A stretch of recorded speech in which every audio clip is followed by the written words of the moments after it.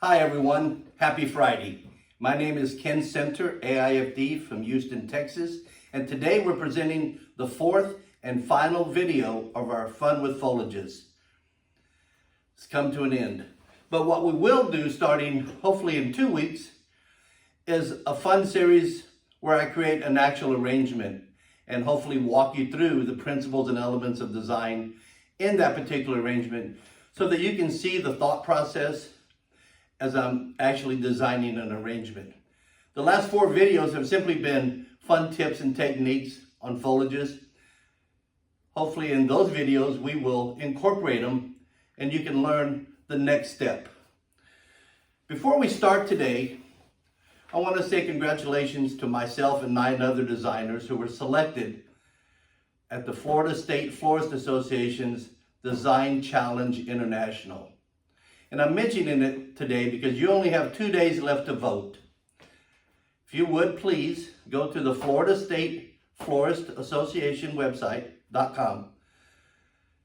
Find the Design Challenge International Vote location, and you will see a drop box of 10 designers from around the world. There are 4 from the US, 3 from Canada, 1 from Malaysia, England, and 1 from New Zealand. If you would, pick out your favorite design, select it, and cast your vote. I think it ends this Sunday, this Sunday, when the winner will probably be announced shortly after. So if you would take the time and look at those fabulous designs and help pick your winner. Thank you. All right, Equisetum, Hala, and Flax are probably 3 of my favorite foliages. And that's because I love line and what I can create using these materials. I love the excitement of dynamic line, static line when it has a purpose.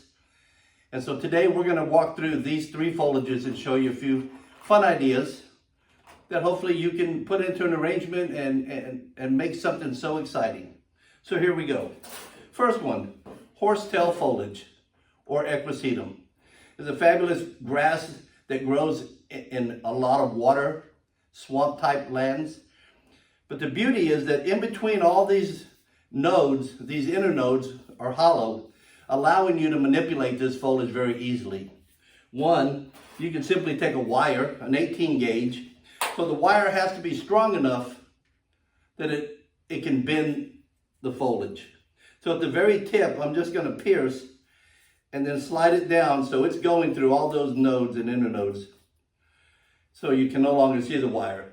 Now, if I want to bend this tip and maybe do 2 of these into a design that draws your eye back in, is a great technique.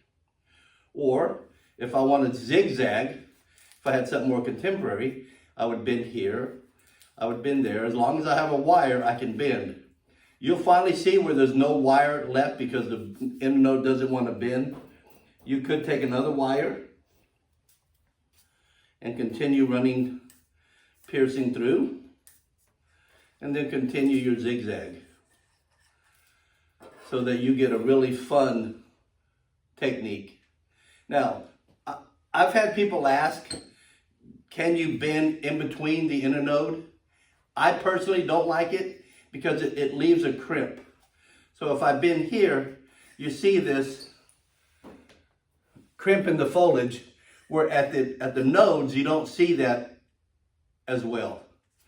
So first technique, how you can wire the Equisetum, either zigzag or the pointed back into the arrangement. Next, we're going to create a bridge out of Equisetum. So if you would take, once again, 18 gauge wire, 2 of them, and cut the point so that it's a little sharper than the round edge that a wire normally has. So now they have points. Then simply take Equisetum and cut them into sections, just clippers. Just cut them as wide as you would like a bridge to be. So we're going to start to show you how we pierce. So 2 wires right through the Equisetum at the ends.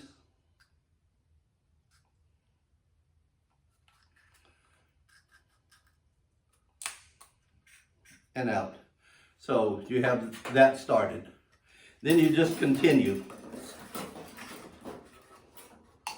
building your bridge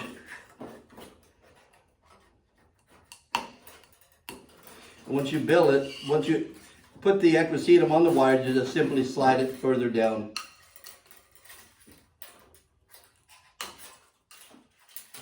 Now remember, the wire is sharp and it does cut. Story of my life. All right, here you go. 3 equisetums on the wires. I will show you the finished product so we don't take today's time to do that. So what I'm going to do is show you how I would kind of put it in a design. This is a black, great Asian container, that nice Asian flare. I've covered it with moss. You could cover it with Galex. I did moss today because I want this to be very quick to show you what I'm doing.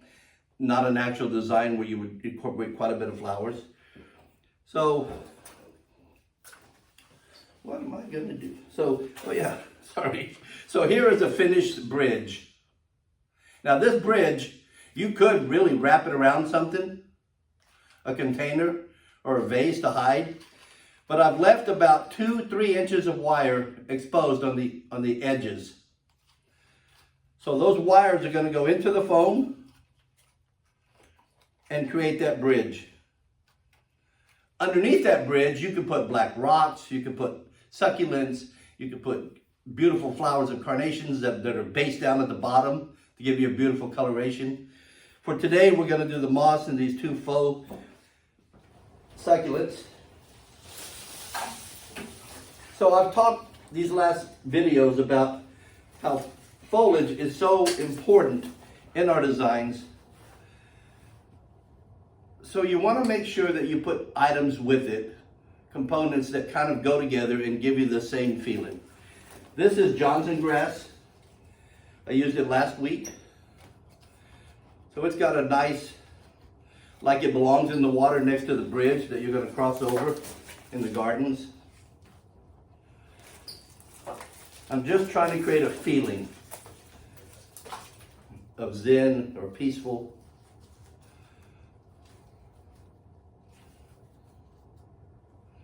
So there you go. The great equisetum bridge that you could do in any floral design that you had this look, a competition.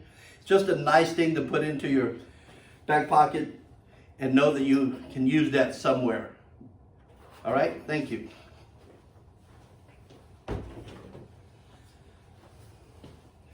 We have a dear friend, Hitomi Gilliam, who's a master at tatami. And tatami is a technique where you put usually like items together and you take bind wire from Smithers Oasis and you literally put them all together. So the technique is that you would cut bind wire. So when I made this morning, I measured how wide I wanted my wall to be, and it's about 6 inches.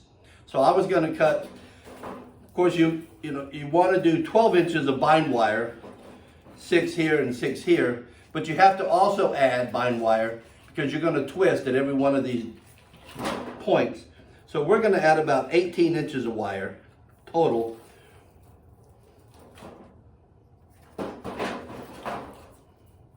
And then what you want to do is go ahead and cut all the wire that you think you'll need. So I did 1, 2, 3, 4, 5, 6. 6 points that I've tied. Then you'll literally take the bind wire in half and bend it. All right. And however tall you wanted your bridge or how wide, if you go to so many of Hitomi's YouTube videos on her YouTube channel, she has a whole video on tatami with her Medellina extenders. So you take the bind wire and start high where you want to start it, and then you can go down as far as you'd like them spaced. Here, I probably did every 3 or 4 inches. The trick that is so important is that you have the exact same amount of turns at every binding point, so that the next equisetum that sits up next to it will be spaced the same difference. So you want to take 3 twists, 1, 2, 3, and kind of straighten it. Then I would go to the next one, point, and do 3 twists, 1, 2, 3. Once I did all those down the stem, I would take the next equisetum, put it up to my first one, and then twist. 1, 2, 3. This allows the gaps to be identical. And if you were doing this technique in a competition, you would want all the spacing to be as equal as you could and not have large gaps. 1, 2, 3. So that's the style. It does take a little time and patience, which we won't show you this morning. So this is the finished one. Thank you to Tommy. So you're saying, well, you know, as a designer, I'm thinking, what can I do with this Totomi wall, the equisetum wall? This morning, you could insert a 6-inch wooden pick into the bottom of these equisetums. This morning, I just did an 18-gauge wire.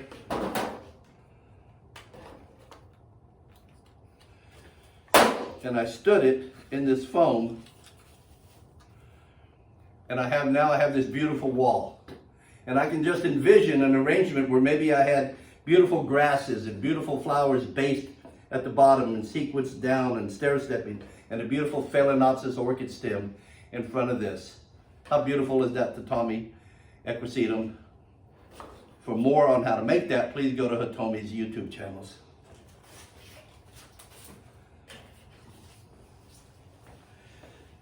All right, flax.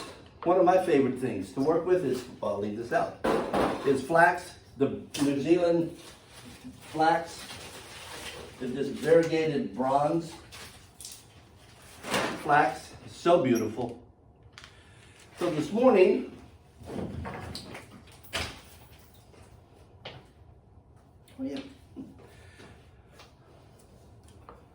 I thought I would take the kudzu vine and give me great line in that design. And for this technique, we're going to just do groupings. Grouping of materials cause so much excitement and add drama to your design. But what I'll show you is that the flax has a large leaf at the bottom, that I don't want all that going into my insertion and taking up foam space.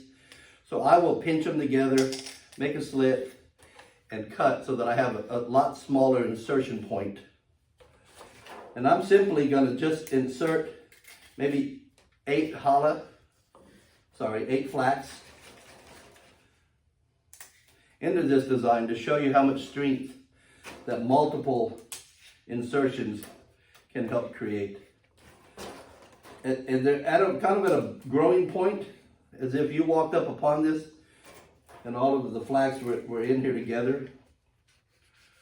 So not necessarily a fabulous design in that respect, but the idea is to show you that groupings or strength add a lot of strength to your design.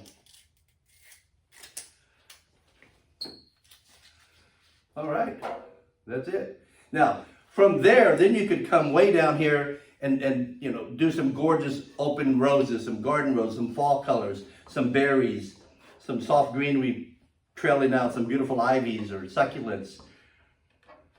Beautiful. So in design, I want to point out, and I did it last week, is this area of the design is called negative space. It is so beautiful. And if you take product and put it all in here and lose all the dynamic lines, you've lost what I think is the beauty of this piece, and this is the wood of the kudzu and the line. What I mean is that if you took foliage and put it all in here, now you break all those lines. And I just think that any arrangement, if you have the chance to give it negative space, please do. Now you could add a succulent, you could add string of pearls, you could weave, you could do little liatris garlands coming down, many little techniques. But in this design, if you have this beautiful negative space, leave it. Thank you.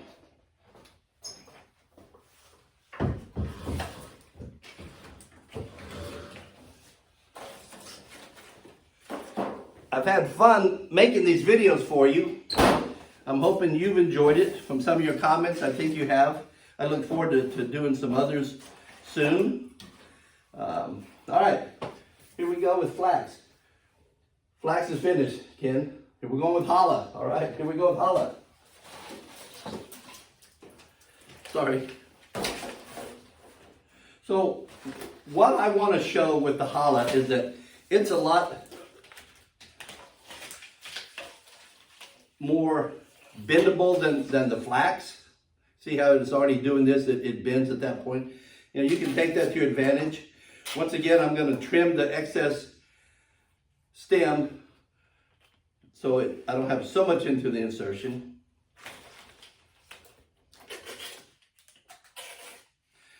And all I'm going to do is simply create fun lines. So I really don't want that angle coming down, so I will add a slit in the center of this flax. Open it just slightly so I don't tear it. And I will insert the end of the other flax.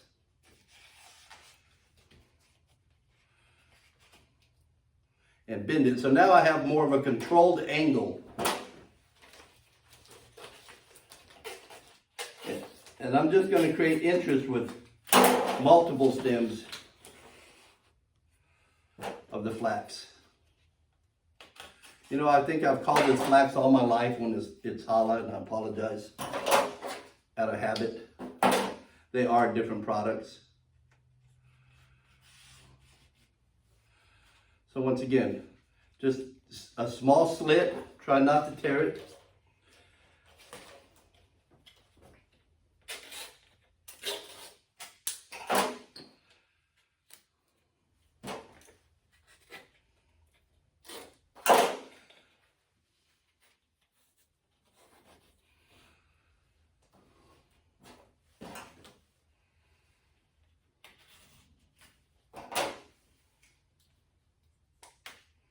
Just ripping the small edge off the tip. It's like threading a needle.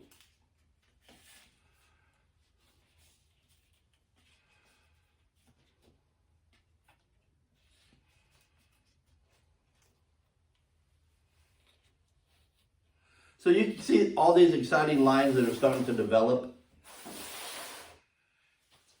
as this arrangement here. This is very long. I wanted to be able to show you all the techniques that are happening in here, all the excitement, same as here. Once again, when you have this beautiful design happening, the last thing you want to do is add tons of flowers in here and create a lot of busyness. So all your design style now would come to the base area, maybe an orchid or two coming up, but really not in here where all the excitement is caused.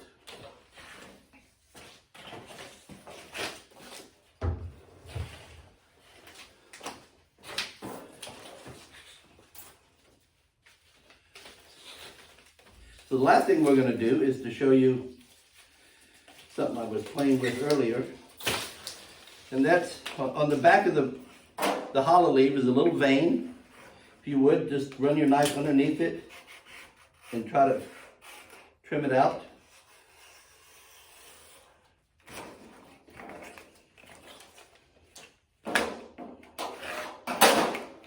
Then you can split the leaf all the way down. So you have two parts. Then I'll lay it back on the table and take one of those veins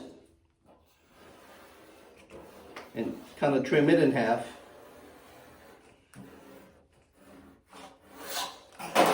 So now I have the mid vein gone in the back, the larger side, and the other side cut in two. So now I can make a little weave, and it is going to be just a bend and under. Okay, Aggie. Fold it and go under. So I want to make sure that I put that little bend in there just like I would a football corsage, a football mum if you're in Texas, and have that angle. Okay?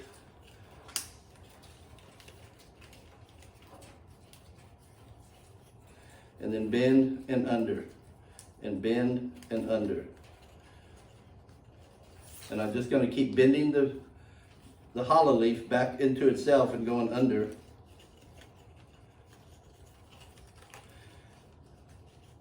I'll show you in just a second. Just literally takes moments to create a fun weave. Weaves. If you would also go to Phil Willota, AIFD, to his many YouTube videos, or go to Phil, follow him on Facebook and Hitomi on Facebook. Phil is the master of all of this, of all the weaving, of all the foliages. He has taught so many of us. So if you would please give Phil a shout out, go to his page. You will learn some amazing techniques in tropical design and design in general and life messages. So what I have now is this beautiful weave. So this morning I did 2 of them for you.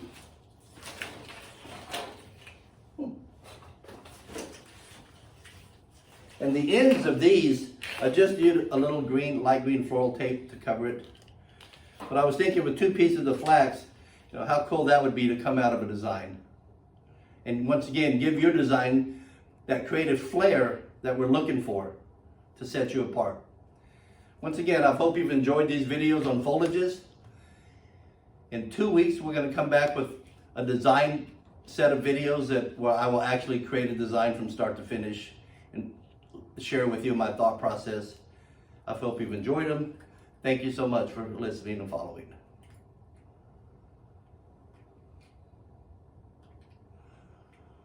I guess I need a new clicker.